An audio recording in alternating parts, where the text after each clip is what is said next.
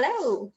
So it's Sunday and it is, I always need my water. It's Sunday. So today's training is a dive into the practice of Ho'oponopono. I know some people are like, please, will you just say it out loud because you keep writing it and I have no idea how to say it. Ho'oponopono. It's just the most wonderful thing. I've got some notes because what I want to do is if I just tell you, how you do it, I think that you miss out on a lot of deeper understanding when you know where it came from. So somebody actually said to me the other day, oh, that sounds a bit Hawaiian. And actually it is a Hawaiian practice. So it's a Hawaiian prayer of release. Translated into English, literally, I don't know really very much about Polynesian languages and Hawaiian languages because it's been found throughout Polynesian cultures as well. It translates literally as correction, but it also translates, these things all have lots of synonyms in the dictionaries: reconciliation, forgiveness, and the root of the traditional practice. So what people are doing now, once you've heard of it, I think a lot of people are hearing it for the first time through me, and you go down this, this rabbit hole of, oh, I'm going to Google it. Oh, I found a YouTube video. Oh, look at this. There is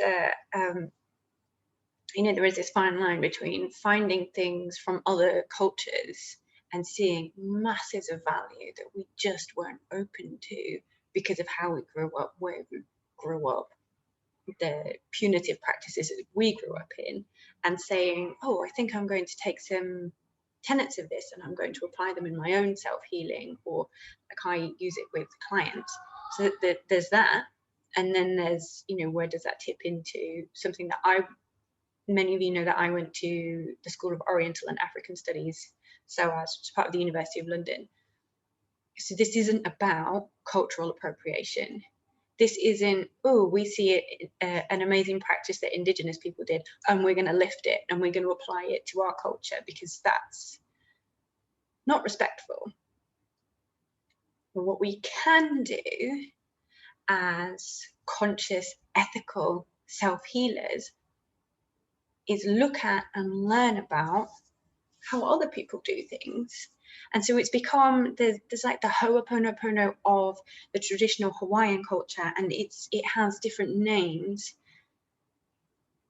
within Polynesian states and cultures. It pops up in slightly different forms. It's really, really very interesting, the ethnography of this practice. So that there's that, and then there's what is referred to as the New Age practice, it's basically conscious self-healers using key tenets of this in a respectful, non-appropriation way.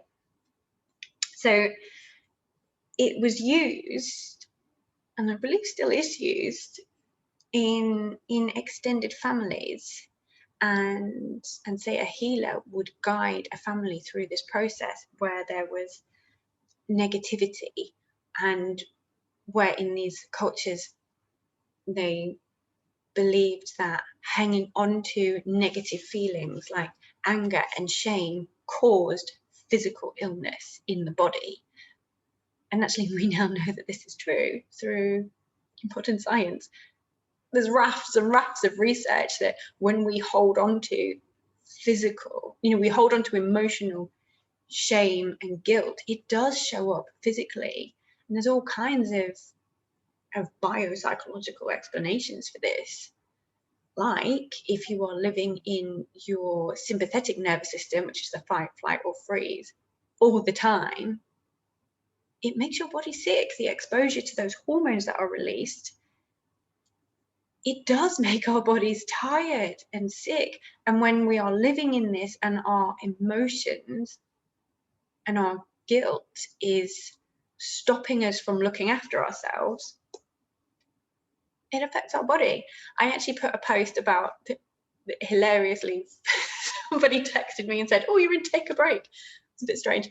And I put a post about how, you know, I basically got into this magazine because I signed up with this amazing, incredible force of positivity called Healthy Mummy after I'd had my babies. And you know, like many of us, my body had changed. I hadn't looked after it, hadn't prioritized myself, and I was hanging on to guilt and shame, which I shouldn't have been, but you know, I was, about having a premature baby and being angry with my body for not keeping her in there for long enough.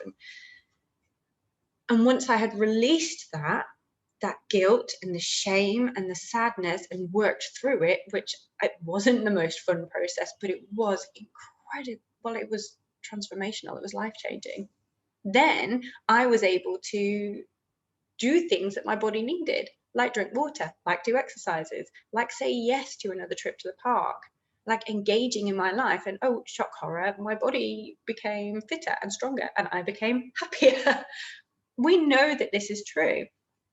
So yeah, back to the Ho'oponopono, the idea that beliefs and shame and anger and deeds, things we have done, and our psychological relationship to those, which is the guilt and the shame and the anger, hurt, or things that were done to us, can hold us back and make us sick. So they believe that going through the process of Ho'oponopono within the extended family, or even, I found this incredible because I didn't know this until very recently, was used in restorative justice practices. And I have had the privilege of witnessing restorative justice practices. They're incredibly powerful. And now I'm seeing, oh my goodness, the Ho'oponopono is, when we do it with ourselves, it's restorative, and it does feel like justice. It feels that you can step back and forgive and release and let go things that have been stifling you and stopping you from moving forwards. So yeah, it was something really interesting that I wrote down in my research travels, because you know me, was in the Vanuatu peoples, they believe that secrecy gives power to the illness that's created by the bad experiences. That is exactly like things like Carl Jung, who I quote all the time, and Brene Brown, oh, we love her, who say that, you know, holding on to things and shame in secret is what gives it its power. We're coming around to this, and we're learning that actually, yes, Indigenous practices and people who through their culture respected, you're going to get sick of me saying this, the sanctity of the psychological self, and understood this incredibly strong link between the mind and the body and the soul and the body, or the spirit, or whatever you believe. But the psychological self of us, and how we treat it and how we love it and how we respect it, it influences our body at a cellular level. It influences the way we look after our body, the way we use our body to step up to opportunities, or the way we shrink into ourselves when we are not psychologically whole. It's incredibly powerful. I know you're desperate to know, how do I do it? So I also love this. Other literal meanings of Ho'oponopono, it has two. One is to put to rights, which is where the restorative justice comes in. And that can be within, I've been reading about how within a family organization, so an extended family organization, the family leaders would come in and use the structure of Ho'oponopono to solve and to heal an issue ongoing in the family, which is causing disconnect. I mean, this has direct application to what I am constantly talking about and how I work with my one-to-one clients within the families. Be a family and your leader, support your children and your young people to respect the sanctity of their psychological selves, enable them to elevate into their personal autonomy, and you can work together to solve problems that arise. because we can't protect them from everything. We can't protect ourselves from everything. And actually, the idea that we have to control everything. Spoiler alert, there's another video called Codependency, which is where the roots of us needing to control everything, because we need to be safe. But when we feel safe and whole in our authentic psychological selves, we don't need to control everything, because we have skills like Ho'oponopono, which enable us to sit as a group and work through painful, awkward, challenging realities and come to a conclusion together. This is how you develop a whole, complete, connected family. There aren't shortcuts. If you want your family to be whole and connected, you need to do the work. You need to put time in. You need to change the way that you've done things from before. Ho'oponopono is one of those ways. I actually have some books that I can recommend that I could put in the link underneath this video, which talk in much more depth, because in half an hour or 45 minutes you're not going to get an accurate, well, it will be accurate, but not a comprehensive understanding of the whole practice. But at least this hopefully should be an introduction and a really good guide. Mental cleansing is the second way of defining Ho'oponopono. I do Ho'oponopono every week. It is actually,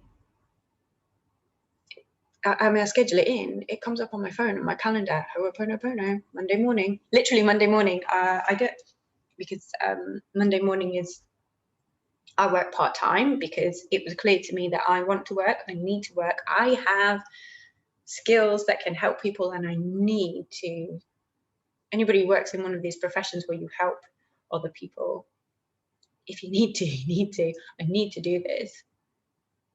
And I also want to strike a balance with my family, which means I work 20 hours a week, no more, no less. Sometimes maybe 22, if there's a really great opportunity. And so within my 20 hours a week, I have to fit a lot in, and the things that I will not compromise are set in stone. Ho'oponopono once a week at least, and whenever something arises, we'll talk through this. It's a basic mental cleansing that I need in order to show up as I do, with fire, with energy, with trust in myself, with self-belief. It's very, very powerful. So we have it as a personal individual practice, which is what we're going to talk about, which is I don't really like this term, but the new age version. As in, what I mean is, it's not people stealing what happened in ancient Hawaiian and ancient Polynesian culture.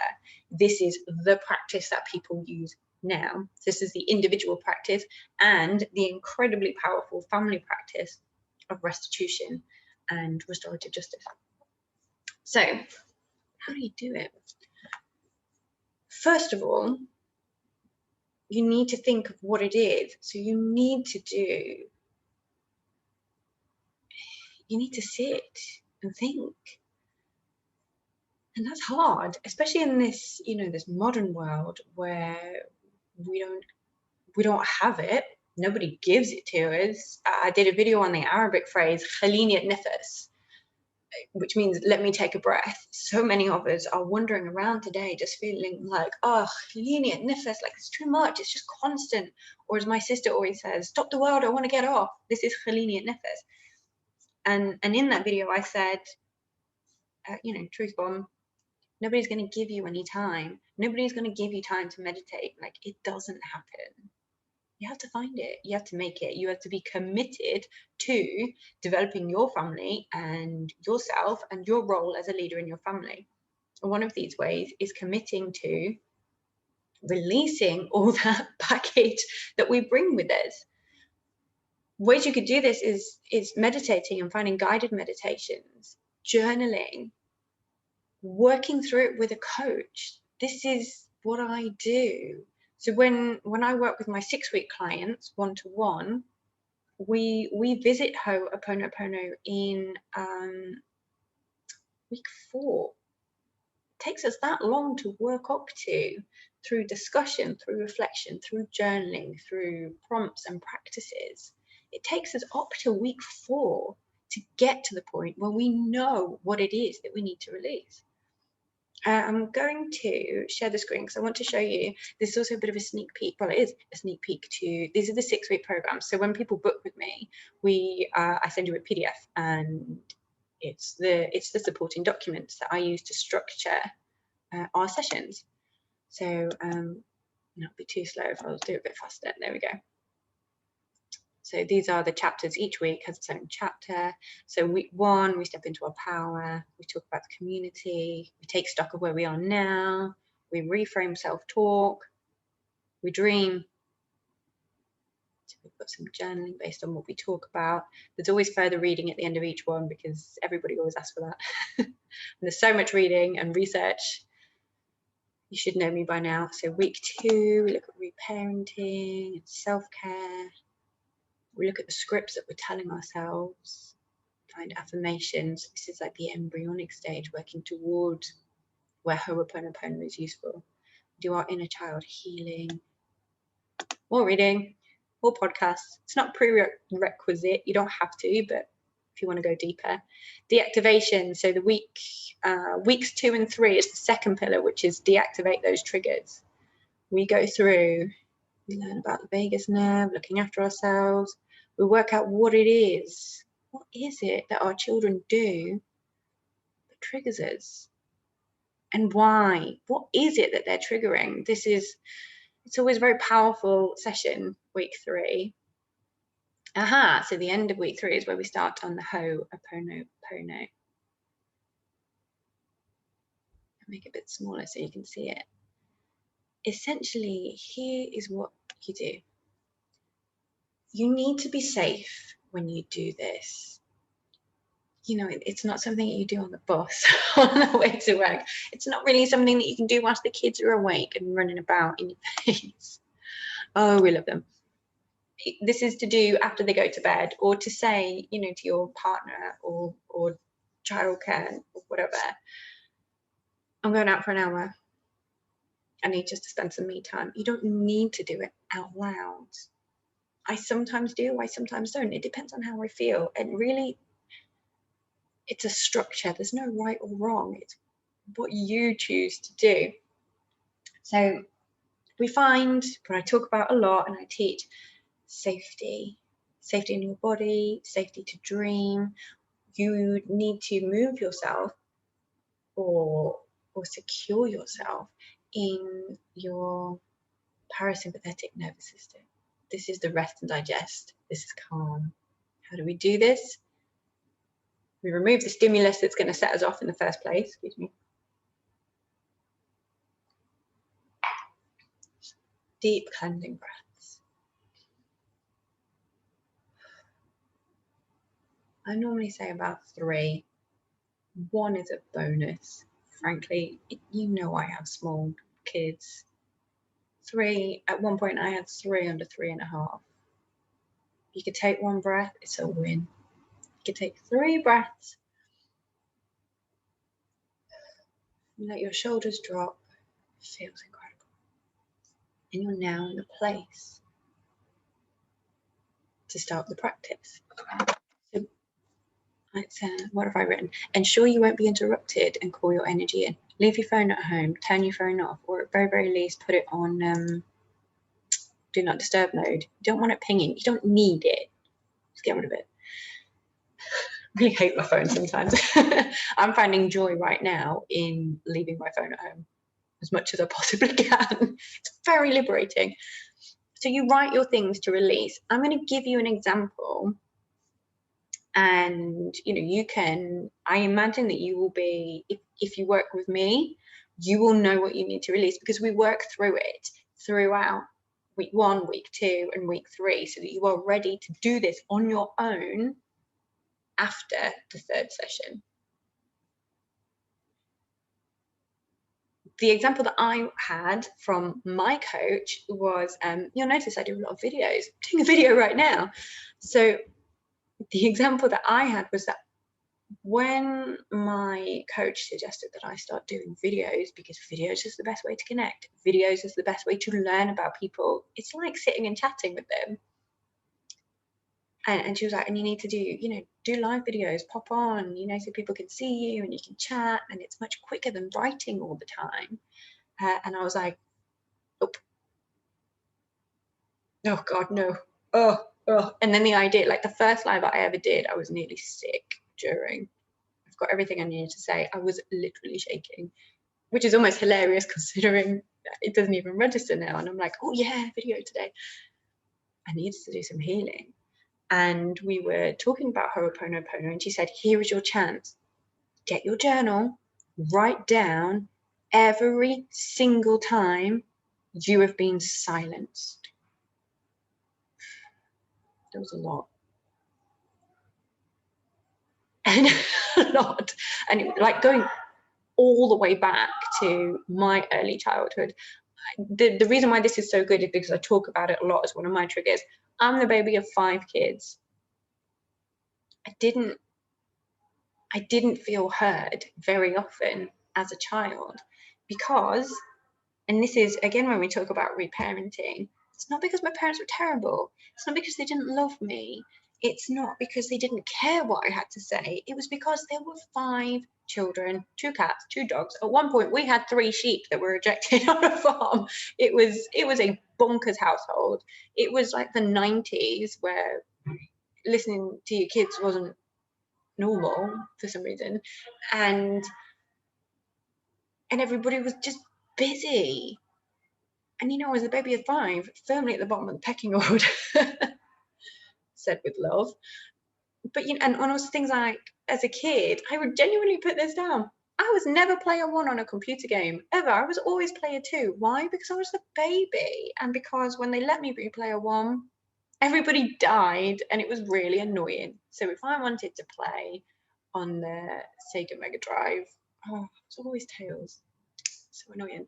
Or it was always Luigi. It actually really annoyed me. So these are the things that some of them seem silly, and some of them aren't. Like, sorry, that's my neighbours. Some of them aren't silly. Like when I got older, I found it hard to use my voice. And in work, as a woman at the table, I was often looked over for men. And now I know, now I'm not 21, 22, 23, now I know that unfortunately that's a reality. And now I know that if I'm ever in that position, I have things to say like, I'm sorry, I'm not finished. Or actually, would you mind holding on to that until I finish my thought? But at age 21, I didn't have these skills. I just thought people weren't listening to me. I didn't think of it as a wider feminist picture. So anyway, so these are the things I wrote down, and like a whole load of stuff in between. All the times where I sat at school like a good girl, where I didn't actually know what the teacher was talking about, but I just didn't feel able to say, actually, Miss, I don't understand. Now I've been a teacher and I know if you don't understand, the chances are everybody is unclear on it, and your teacher wants to help you. Now I know this, but I silenced myself, or I felt silenced as a child. So I wrote it all down, bullet point by bullet point by bullet point. You may have 2 pages of A4. You may have 3 things. That's fine. So, if not having a voice is one of your things, or I felt that my sister was loved more than me, these things often play out. And when we talk about them in our mentoring sessions, we find out, I found out years later that my sister had a learning disability, and that's why she couldn't control her behavior. And my parents were struggling with that, so they always used to take her side, or they'd be talking to her, and I would feel wronged. And actually, it's not the case that I wasn't loved. I now know these are the things we talk about when I work one-to-one with you. I now know that this isn't true, but I've carried that with me for years. Like, I am less lovable than my sister. I am not worthy. I've carried this for years on an erroneous basis. And the trouble is that when we know it, this is step one, we have to release it because our subconscious holds on to it, and it still drives our life with this basis of, I don't have a voice, or my voice isn't worthy, or I am not lovable. Ho'oponopono supports us to let these go. So you need to think, you need to have support, or, I mean, it could be from anyone. You could talk it through with a friend. You need to have done,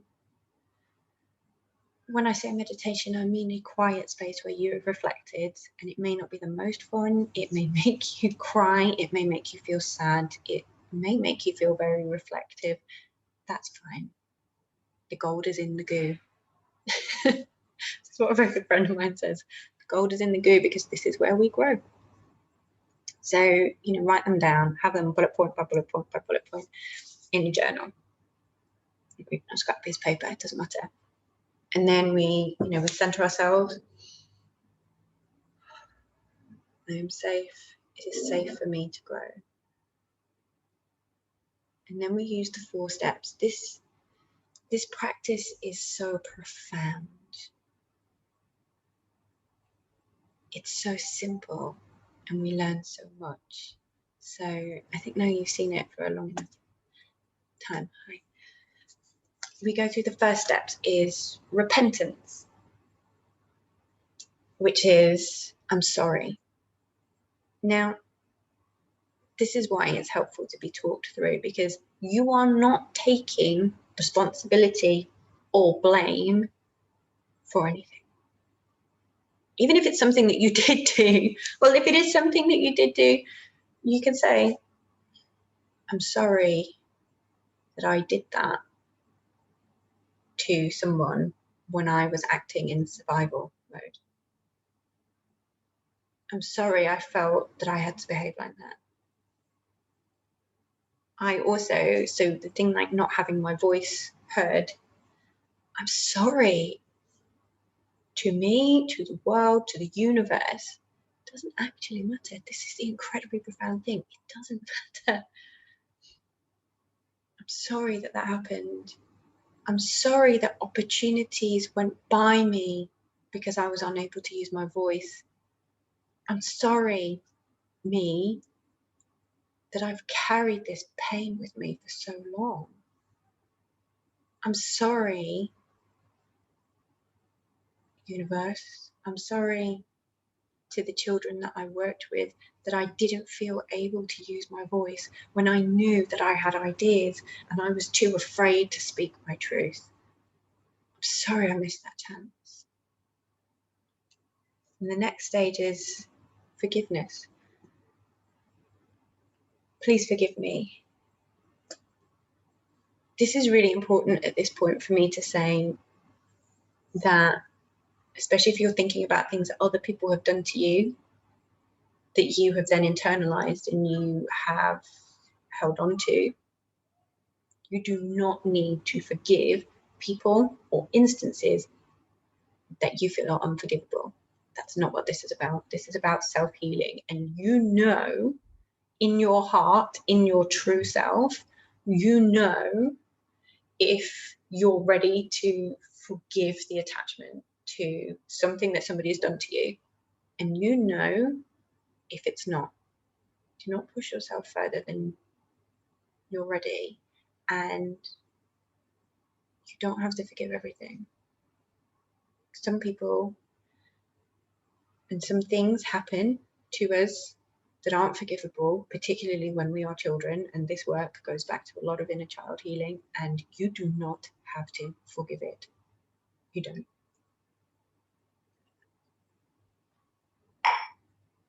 Please forgive me can look like, please forgive me for not speaking my truth and not campaigning for this change that I know would have benefited my school and my students because I was unable to speak my truth. There's one. Please forgive me for being held back for so long because of something that somebody did to me. There is also, I forgive you. I forgive you sister, the example of a client that I was talking about. I forgive you, sister, for the way that you treated me when you were a child, unable to deal with your own feelings. I forgive you, mom and dad, for not being able to show up for me in the way that I needed. So it's not blame, but it's you saying, I don't have to carry this hurt with me. And it doesn't mean I need to blame you. In fact, the opposite, we're forgiving, but I can forgive the situation, and I can forgive myself for being held back by this situation. So I forgive myself for being limited by this belief, ready to let go of it. And I forgive myself for all the years it held me back without me knowing. I forgive myself for not understanding why I used to behave in this way. You can't do any more than that. So the third one is gratitude. Thank you. In some big cases, if it's something that we were talking about that is something that you don't want to forgive, you're not able to forgive, and that was unforgivable, thank you is hard. So here is how you can use this, and you can find gratitude in everything. It's taken me a long time to come to this. Thank you for the lesson this experience taught me. Still makes me laugh because I still struggle with it. We're all on this path. I've had some really awful, gooey experiences that have helped me grow into the person that I am right now. And now, years away from them, 6,000 miles away from them, I can say, yeah, that was awful. Thank you for the lesson that gave me, because it made me reach the point where I said, do you know what? I'm not working here. Do you know what? I'm not actually going to put up with this anymore. So yeah, if I could magically wave a wand and not have gone through whatever experience that was, yeah, I would, obviously. But do you know what it did? And I have a choice whether I maintain being bitter about this or whether I move on. And do you know what? Thank you, universe. If you believe in a higher power, thank you, God or divine or higher power. Thank you, life, for that experience and the lesson that it taught me, painful as it was. Thank you to me for finally saying no. Thank you. If you have things that you had to come over as a young person, if you had to grow up too early to protect yourself or siblings, if you had to cook your own food at 6 years old, and there are plenty of us who did, thank you, young me. Thank you, little Laura. Thank you, your inner child. Thank you for what you did to keep me safe. Thank you for rising to that challenge that you should never have been put in. Thank you for feeding me. Thank you for keeping me safe. Thank you for doing what you had to do in survival mode. And you may not have enjoyed it, and you may not always be particularly proud of things that you did in survival mode, but thank you for getting through it. It's powerful. When you do it yourself and you're not watching me do it on a video, it's very emotional, it's very cathartic, and it is incredibly powerful and releasing. This is why it has been around for millennia. This is why everybody's doing it, because it is life-changing, especially if it's part of your practice. Number 4 is the simplest and the hardest of all. It's love. Unconditional love. I love you. I love you, little Laura. I love you, inner child. I love you, young me. You don't need to qualify it. You can if you like. I love you for doing what you did to keep me safe. I love you for protecting me. I love you teenage me or young me or even recent me for getting out of that situation with that toxic relationship. I love you. I love your children who I'm doing this for. The example that I gave before with the sibling rivalry and the complicated relationship that you can't understand when you're age 0 to 7, when your subconscious blueprint is laid down. You don't understand that it's not about you being not worthy of love. It's about parents being unable to manage the behavior of one child, and that negatively affected you, and that's okay. And you can sit there after you've done the previous 3 steps and the thinking and retrain, flipping the script, which is another thing that we do with my one-to-one clients. So you can look at it through adult eyes and go, oh, it wasn't as simple as that. Oh, I've been acting off this basis of my 7-year-old self that I'm not lovable. Actually, that's not the case. This is the conscious flipping. You can now say, I love you, sister. I love you, mom. I love you, dad. Or auntie or grandma, whoever raised you. The biggest is I love me. It's unconditional love for you. And you can qualify it. I love you for doing this. I love you for trying it. I love you for prioritizing your mental health by doing something that you probably would never have done this time last year. I love you. And you don't have to qualify it. To my brother who never let me be Sonic. It sounds so silly, but honestly, it really upset me for many years and I hadn't realized. Or it compounded to this vocal issue that I had of always second, always have to be behind, certainly always have to be behind a man. I made that up. I love you, bro. And I do. You might be watching this. But it is so freeing and so powerful. Now, you can do this practice on a particular thing. So if you are finding that you are unable to use your voice, this is where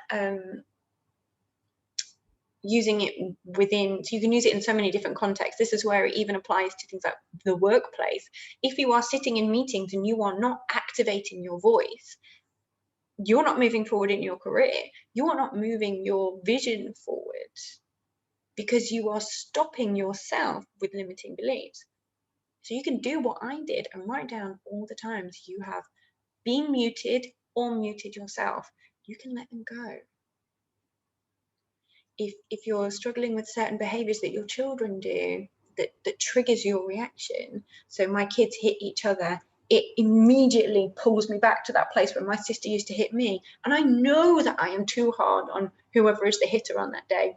And I know that I always take the side of the kid who was hit, even though I also know they probably wound them up deliberately and there's something more going on. You can release that. So then what you do is after you've got to the 4th stage, you cross it off each one. So you go through each one. You can choose to go, I'm sorry through all of them. This is actually how I work. And then please forgive me, please forgive me, please forgive me, please forgive me all the way through. And then gratitude all the way through. And then I love you all the way through. Or you can take each one individually and have, one statement, one iteration of this block, and you can go through it with all 4. I'm sorry, please forgive me, thank you, I love you. You can go through them one by one. It doesn't matter because it's your practice for self-development, and anything that doesn't ring true, anything that isn't authentic, isn't going to help you. You choose, change it, play with it. And then, so once you cross them off, I like to doodle a dandelion. I actually do doodle it, just like a stick and a little blob, and then the dandelion hairs, the seeds at the end, and then I draw one or maybe 3 or 4 seeds floating on the wind, and then I just put everything down, close my eyes, and I just imagine the dandelion blowing away.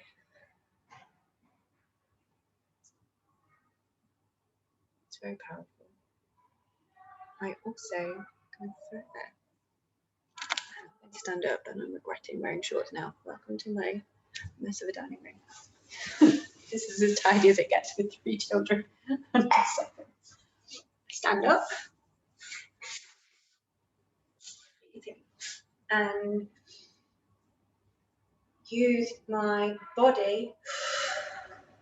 You can see I'm using these sides. You can see I'm using my diaphragm.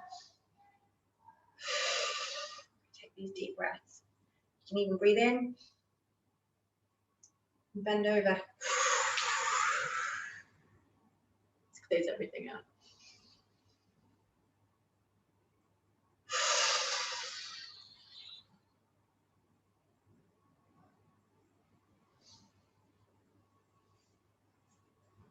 Just imagine it all leaving you.